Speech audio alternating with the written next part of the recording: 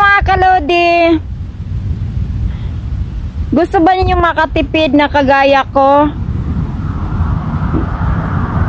Ganito ang ginawa ko guys sa mga halaman ko. Yung mga hinog na bulaklak gaya nito, dry na. Pinagugupit ko yan guys. Nilagay ko sa newspaper at pinaarawan. Kagaya nito, tatlong klase siya. Tatlong klase siya guys. Yan, tinanim ko dito sa isang pot. Yan, may yellow sa gitna. Yan. Ito naman plain yellow. Ito naman may yellow pero konti lang. Kaya tatlong klase yan. So, pag namulaklak na guys, yan. Pag malapit na ang winter, ang ginagawa ko guys, gugupitin ko yan. Ginupit ko last year at nilagay ko sa old newspaper. Pinaarawan ko siya. Pinarawan ko sila. Tapos nung dry na, nilagay natin sa plastic bag guys. Nilagay ko sa plastic bag at tinago. So ganito this year guys, ang dami nating tanim kasi pinatubo ko siya ng malapit na.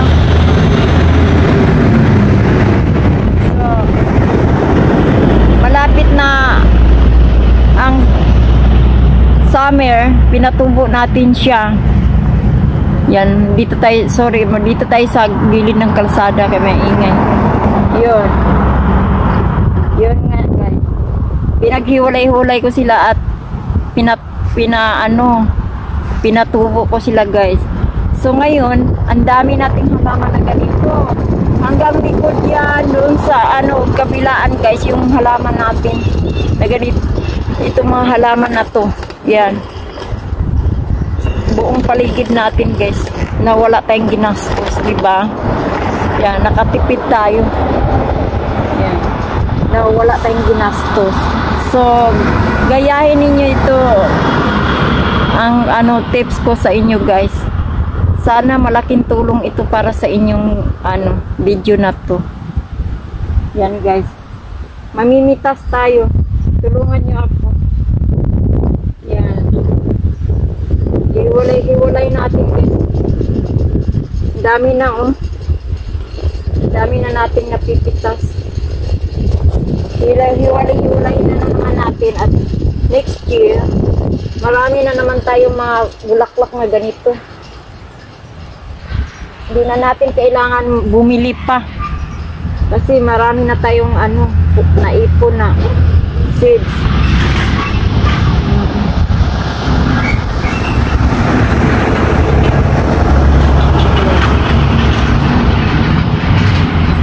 Punta pa tayo dun sa likod. Dami-dami dun sa likod ng mga ganito.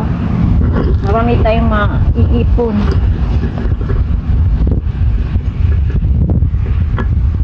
Yan guys. Kaysa bibili ka, mahal ito pag pinili. So, sayang din yung depende sa yung tubo sa ganito halaman. May isang lang, $5, ganyan. So, sayang dun. Ilang ilang seedlings lang yun. Ilang lang na seedlings, ang 4 na seedlings na $5 na. So yan, hindi na tayo kailangan bumili pa. Yan. Mamitas na lang tayo, mamitas ng ganito. Next year marami na naman tayong tanim. Yan guys, tatlong klaseng. Thank you for watching our video guys. Thank you. Sana maraming matutunan itong video na to. See you in my next vlog. Bye bye. Hello kalodi. Dito tayo, lumipat tayo sa ibang party guys. Dito tayo sa may kamatisan. Marami pa rin tayong tinanim na mga halaman kasi nung time na yung marami tayong seedlings. Di natin alam kung saan natin ilipat guys. Yan. Ayan, kahit sa kamatisan natin, ang daming mga bulaklak. Kasi dito lang yung area na medyo malinis noon. Kaya nilagay ko sa tapat ng kamatis guys. Yung kamatis natin hindi pa nag-i-spread nung time na yun. So, yan. Puro bulaklak ang paligid ng kamatis natin. Ngayon, mamimitas tayo guys. Ang dami-daming ano na. Yun na, ano na bulaklak niya. Yung nagda-dry na. Kaya pampitasin natin lahat para mas marami tayong matanim next year. Yan guys. Since namimitas tayo ngayon, lubos-lubusin na natin. Yan guys.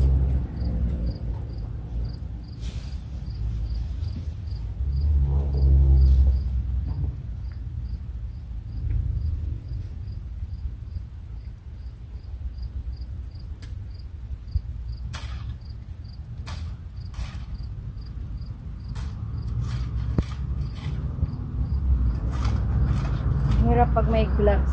Tanggalin natin yung gloves natin. Kasi ano rin ako, tinatanggal ko yung mga damo-damo dito sa may kamatis na natin. Ayusin din natin yung kamatis mamaya guys. Kasi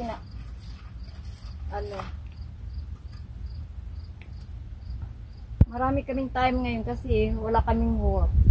So dito natin buhos natin yung time sa mga taniman natin.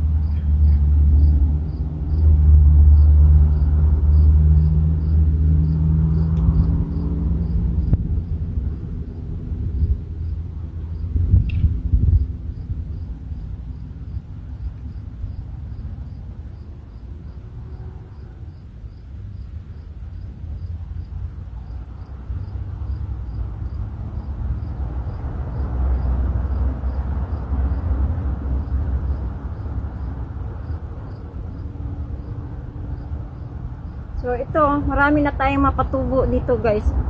Yan, isang pungpong. Siguro hintayin pa natin ang yung mga iba. Mga magdadry na sila.